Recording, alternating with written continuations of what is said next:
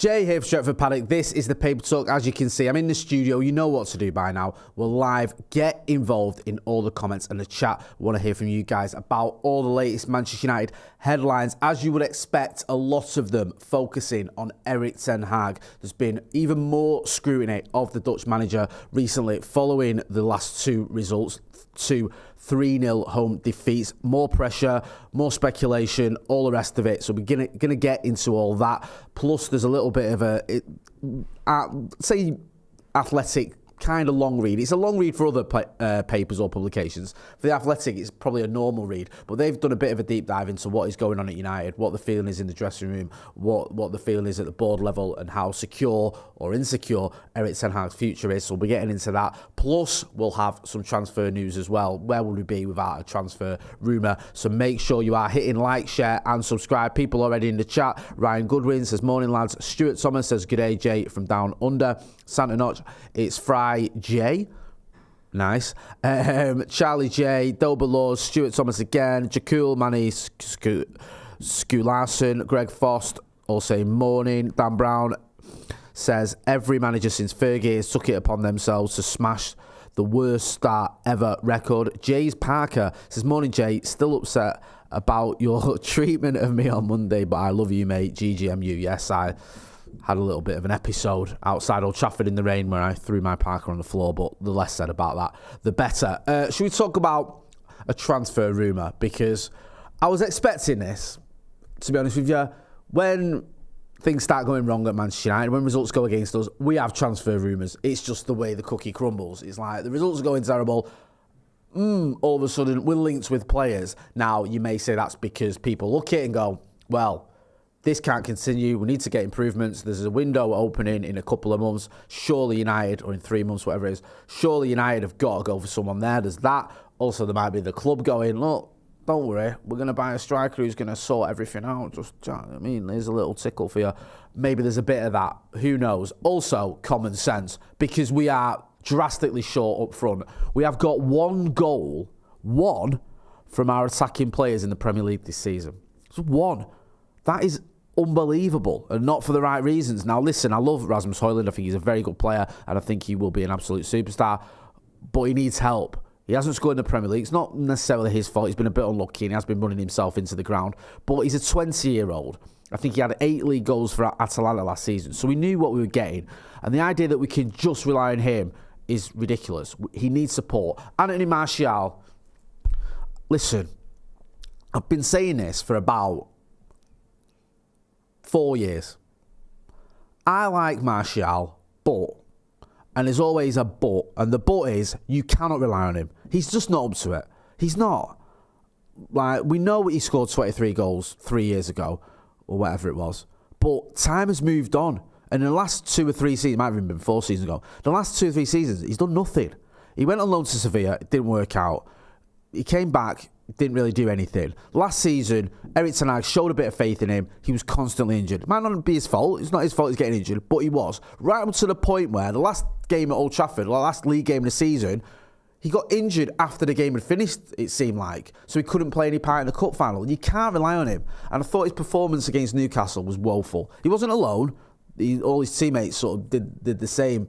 But you can't turn to Anthony Martial when you're looking for someone to swap with Rasmus Højlund. And the fact we've got a 20-year-old who's yet to score in the Premier League and an Anthony Martial who's just not up to it as our 2 striking options is just so deflating. The other option you've got is Marcus Rashford, whose form's fallen off a cliff, and he's not even a striker. His best position is on the left. So we need someone in. We should have got another striker in the summer. I was saying it all through the videos we were doing in the summer, or before the summer, at the end of last season. I said we need to bring in 2 strikers. I didn't think we would, because this is Manchester United, and we're not likely to do that. But in an ideal world, we would have brought in an experienced striker. In an ideal world, we would have gone out, right, and got Harry Kane and Rasmus Højlund. We would have. And there's a time when United would have done that sort of deal. We really would have, but not anymore. I don't even think we were really in for Harry Kane. I think we sort of put the feelers out and just couldn't really compete with the sort of price tag that Spurs had put on him. And it's so frustrating because this was all predictable.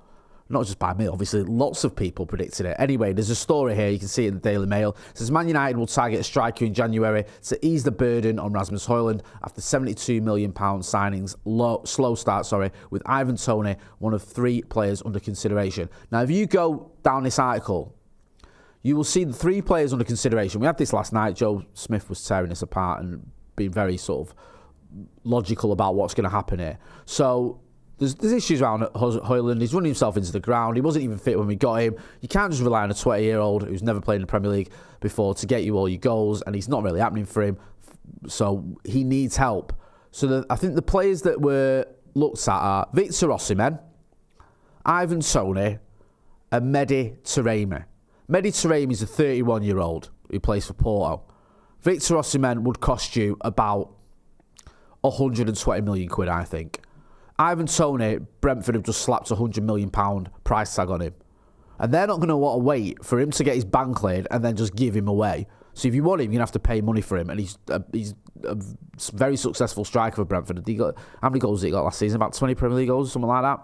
So of the 3 named, you can see the obvious one is going to be the kid from Porto, Mehdi Taremi. I'm not knocking him. He might be a very good player. I don't think he's exactly set the league alight this season. I think he's got 2 league goals this season. But he had a very, very good season last season. I think he got 31 goals in all competitions.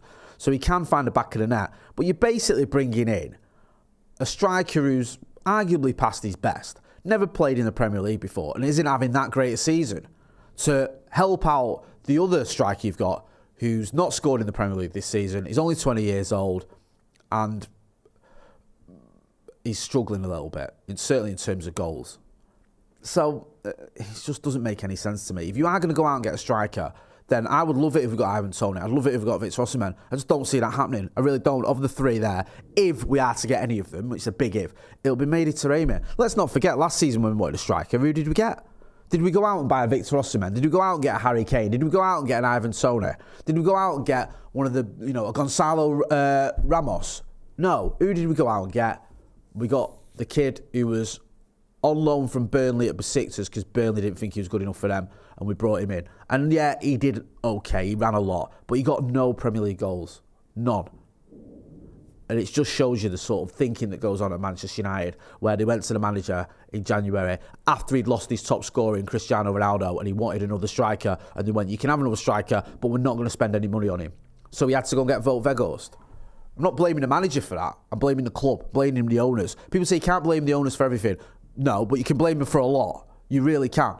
And the lack of transfer activity is one of them. Don't give me this tosh about we spent a lot of money under Erik ten Hag. We have, but we also need to spend more. And we need to bring in another striker because we haven't got any. We've got one, really, who you can rely on. He's 20. Get involved in the comments in the chat and let us know what you think. Jimmy F says Igalo 2.0. Igalo, again, why did we end up with Igalo? He's a nice lad, but why are we getting Odion Igalo? He'd not played in the Premier League for 3 years, and the last time he'd been in the Premier League, he'd not scored for 18 consecutive games. Why are we getting him as our striker when we had aspirations of challenging at the top of the table? It was ridiculous. And it goes on every season at Manchester United. It's just not good enough. Seone Roberts says, Jay, we know the Glazers will get Taremi on a 6-month loan and pay about 20 million. I agree. Stephanie Griffith says, morning, Dre, thumbs up. Morning to you, Stephanie. Hit that like button, people. Let's get to 200 likes, please. Phil Berry says, 2 league goals. He's perfect for us then. Yep, like that. You know who I am, says Sel Sancho. Going to get into that in a minute about what's going on at the club, because there's a lot of disharmony in there. Certain reports that players aren't too enamoured with the way Erik ten Hag has treated Jadon Sancho, which I'd expect some of them to go, I'm not sure about that one. A lot of them are going to be his mates, and they're not going to like seeing the mate training with the Rezzies and having to lock doors and all that because they're all under 18 or whatever it is. That one, he can't get changed in front of him. He's got to eat his lunch in a lunchbox. I love the fact that that was said like it was the most awful thing ever in some of those reports as well. He has to, I can't believe this, eat his lunch out of a lunchbox. I mean, it's all a bit bizarre, isn't it? What is going on at our club? Come on. Let's talk about the odds of Erik ten Hag getting slashed. I don't look too much into it, but you can't ignore it, if that makes any sense. Because the bookies do have a little bit of a handle on things, and they tend to know that, look, that's the way the wind is blowing. Not necessarily if they've got connections at the club or whatever, but if people start piling money on a certain managers get sacked, then the bookies will slash their odds because they don't want to get the pants pulled down if he does get sacked. So you can see there, next Premier League manager to leave, Paul Eckingbottom at Sheffield United is 4-6 or 6-4 on. Erik ten Hag 2-1. So it's not like he's doomed. If it was evens, you might go, he's still more likely to stay than to go. But the fact that he's second favourite to get the sack shows you just how far he's fallen. Going into this season, I would have said he was probably the third most secure manager in the Premier League behind Jurgen Klopp and Pep Guardiola. I really would have. I thought he was, after the season we had last season, I thought everyone loved Ten Hag. He's delivered a trophy. We finished third in the league. His job is safe. And yet now, he's second favourite for the sack according to the bookies. That's not the club. That's not official. That's just something you can look at and go, okay, it seems his future's not too secure. But I don't put too much weight in it. It's just worth knowing. Get involved in the chat and the comments. Max K says, Jay, how annoying is it that rival fans say we only get Norwich scarves out when we're losing? Great point, that. It infuriates me because just on that front, Manchester United, you can get rid of that now, off the screen. Manchester United have protested against the Glazers. In 2005, when it was announced the Glazers would be taking over and they were going to saddle us with all this debt. 2005, you look at where United were in 2005, right? We'd won the FA Cup the year before. We've been Premier League champions the year before that. In fact, we've been Premier League champions, I think, 4 of the last 6 seasons. Then we had the green and gold campaign in the around 2010, where we'd won 3 consecutive titles. We've been to 2 Champions League finals, winning one of them in the last 3 years. Manchester United have protested against the Glazers when we've literally been the most successful club and won the most amount of trophies out of any club in England. We've still protested about them. We've still protested against them, whether that's online or at the games. We've never, ever rested on our laurels when it comes to the Glazers. And this sort of myth that Manchester United fans only protest when we're losing is just that. It's a myth. It's nonsense. One of the Glazers, I think it was Joel or Avram, I don't care. He was at the Carabao Cup final, was getting booed. We just lifted a trophy and there was chance of Glazers out and he was getting booed. So it's not like we only protest when we don't win things or when we've not been successful. Yes, recently we haven't been winning trophies. We haven't been as successful as we'd want to be and we've still protested. But we did when we were winning lots of trophies, when we were winning titles and Champions Leagues and go to Champions League finals practically every single year. So it's just a nonsense that Manchester United get the Norwich scarves out when we're losing. It's not true. We don't. We've always protested against the Glazers and we always will until they're gone. Should we move on? Ruben Amorium. This is the kid from Sporting. So is it Sporting?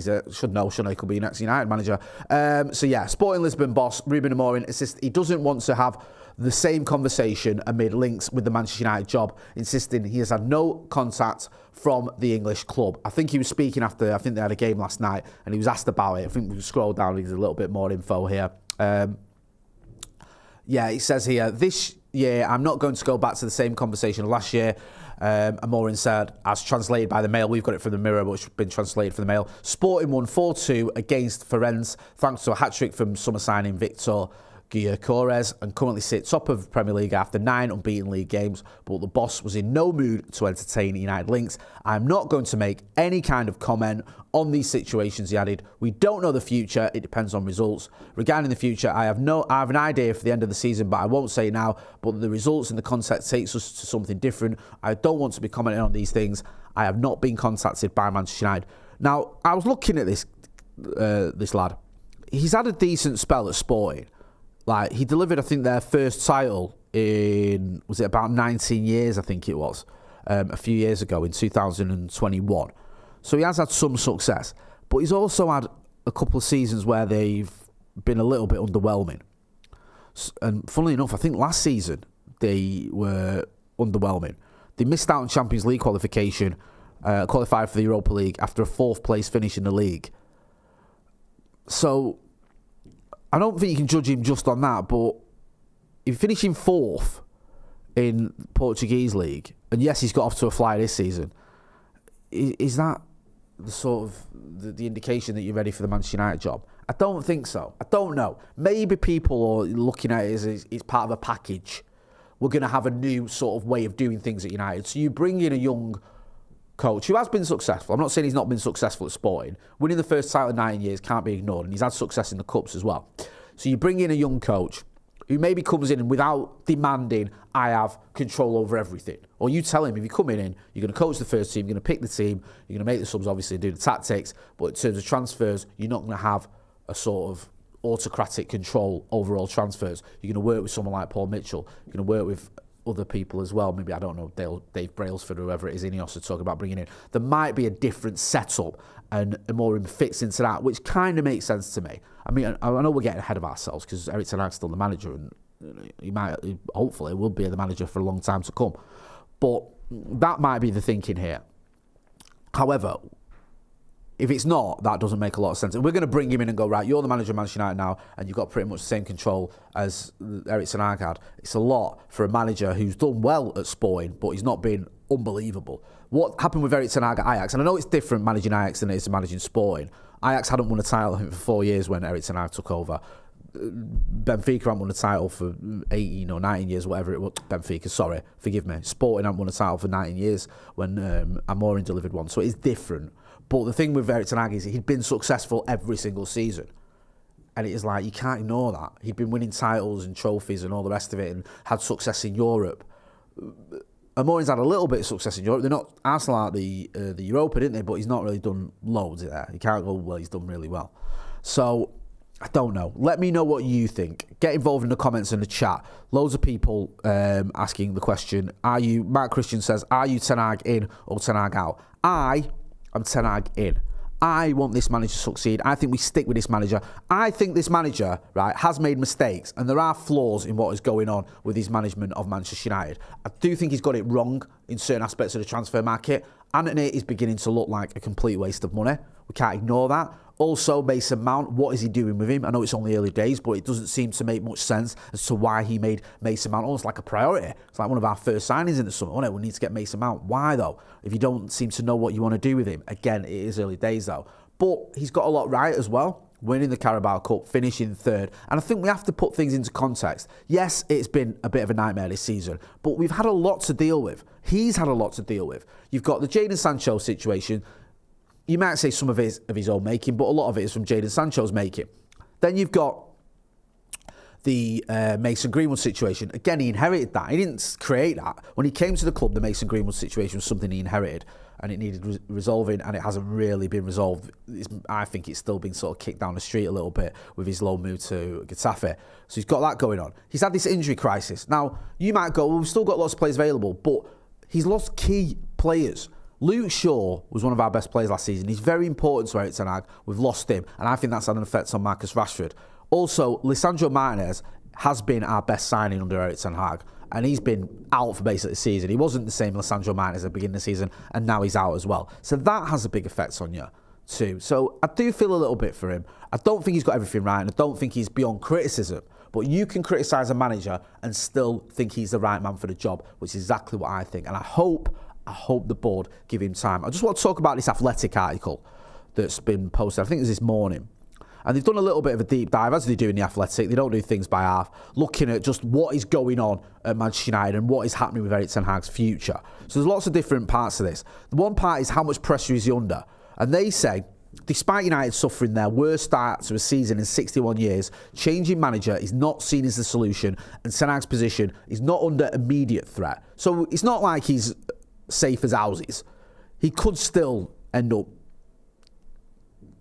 getting his P45, going down the dole queue, but he's not 100%. He's not like the club. I know there were reports that the club are sounding out different managers, including that Amorim who just spoke to, but it seems at the minute he's not under immediate threat. That can change though. That could change if we lose on Saturday and then we lose against Copenhagen. They might review it again, but at the minute it doesn't seem that way. He also goes on to say, after Saturday's lunchtime trip to Fulham, United face a Champions League visit to Copenhagen, then welcome Luton Town to Old Trafford. All three are viewed as challenging but winnable games that could change the complexion heading into the next international break. If he wins all them, happy days. I think they go, look, right, we've had a bad spell, we've come out of it, and then you can even sort of just twist the narrative to say, well, if we win all three of them, we've won 6 of our last 8. Happy days. However, if he doesn't, question marks get asked. If we're basically out of the Champions League, if we don't beat Luton Town at home, and if we struggle against Fulham away, serious questions could be getting asked. Now, there's lots of other bits to this article, which I won't go through everything. Talks about some of the players not being a bit questioning what's going on, but a lot of the players being happy or believing he's the right man for the job. Also references the fact that this disciplinarian approach he had, no one was moaning about it when he made the players run 13 kilometres or whatever it was, and he joined them after the Brentford defeat, and then we beat the Scousers. People like the discipline then. It's only now the results have gone against you, people start questioning it. However, there was an interesting point that they said here, if I can find it. It said that about United sort of making a decision now. And if I just, sorry, bear with me, because obviously there's this takeover is happening, or this 25% that Ineos are going to buy. So it says in the article, people close to the club feel no major decisions will be taken before Ratcliffe gains control of the sporting decisions as expected, and the Glazers would not wish for upheaval while the process is nearing completion. That makes sense to me. It would be very strange to bring in a new manager now, and then Jim Ratcliffe comes in and he's got sporting control, and him go, you know that new manager you just appointed, I don't want him, get rid of him. Because he could. He could come in and he could go, right, that's not the guy I want it, move him on. Now, he might do that with Ten Hag, although the noises we are, he's not going to. But if he comes in and goes, get rid of him, that's different because Ten Hag's been here for 16 months or whatever. If he comes in, he's got a manager who's been there for a month, and he's going, I don't care, he's not my guy, I don't want him, get him out. It's more shambolic, it's more of a shambles at United. So, I'd be very, very doubtful. I'm very surprised, sorry, if the club did act before Sir Jim Ratcliffe comes in. But this is Manchester United. Anything is possible. And I don't say that in a good way at our club. Hit that like button, please, people. We haven't even got to 100 likes. Stephanie Griffith says 89 likes. I'll get into some of the comments. Hector Smith says, if I'm being honest, Lisandro Martinez isn't that good, but I do back Ten Hag. Time's ticking, though. I agree with half of that. I back Ten Hag, but I think Lisandro Martinez is very good. And I think people are forgetting how good he was for us last season. He was fantastic last season. He really was. And I think this season, he wasn't fit. You could see it. And obviously, his body's sort of broken down again, if they can use that term. His injuries flared up, and he's having to have a few weeks off.